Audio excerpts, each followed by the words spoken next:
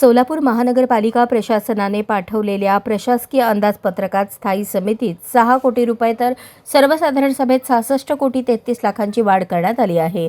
सन 2026-27 या आर्थिक वर्षातील महसुली 990 कोटी 76 लाख 36 हजारांसह अनुदान आणि कर्ज व म्युनिसिपल बॉन्ड असे एकूण 1449 कोटी 71 लाख 93 हजार 401 रुपयांच्या अंदाजपत्रकाला मान्यता देण्यात आली.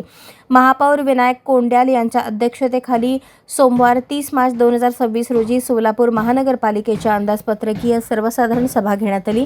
स्थायी समिती सभापती रंजिता चाकोते यांनी अंदाजपत्रक सादर केले.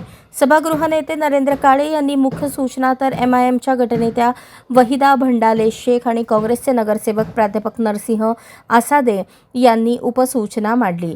गत अंदाजपत्रकात यंदा महसुली 217 कोटी 62 लाख 80 हजार तर एकूण अंदाजपत्रकात 156 कोटी 41 लाख 80 हजारांची वाढ करण्यात आली आहे.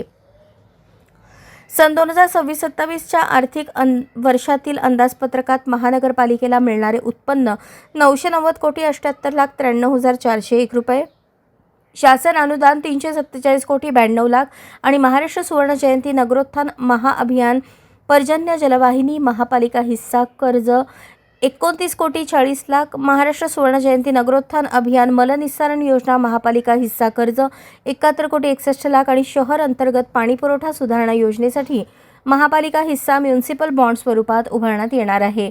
यातून 10 कोटी रुपये असे मिळून एकूण अंदाजपत्रक 1449 कोटी 71 लाख 93 हजार 401 रुपये इतका झाला आहे.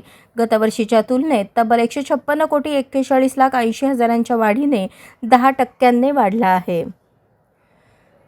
सन 2026-27च्या अंदाजपत्रकात महसुली विभागाने महसुली विभाग 823 कोटी 95 लाख 76 हजार, पाणी पुरवठा 138 कोटी 29 लाख 60 हजार आणि भांडवलीमध्ये 28 कोटी 51 लाख आणि आरंभी शिल्लक 2 लाख 57 हजार 401 असे 990 कोटी 76 लाख 36 तर खर्चामध्ये महसूल विभाग 671 कोटी 46 लाख 41 हजार, पाणी पुरवठा 133 कोटी 38 लाख 94 हजार, महसुली निधीतून भांडवली कामासाठी 157 कोटी 40 लाख, भांडवली खर्च 185 कोटी 92 लाख 1 हजार आणि अखेरची शिल्लक 2 लाख 57 हजार 401 जमे एवढीच खर्च बाजू धरण्यात आली आहे.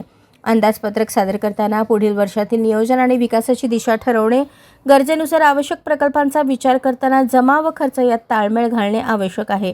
पण महानगरपालिकेच्या अंदाजपत्रकामध्ये दरवर्षी महसुली तूट निर्माण होत असून त्यामुळे आर्थिक ओढाताण होत आहे अशी हतबलता सुधारित व या अंदाजपत्रकात प्रशासनाने दर्शवली आहे. ती तूट भविष्यात सातत्याने कमी करण्याचा प्रयत्न असल्याचेही स्पष्टीकरण यावेळी देण्यात आले.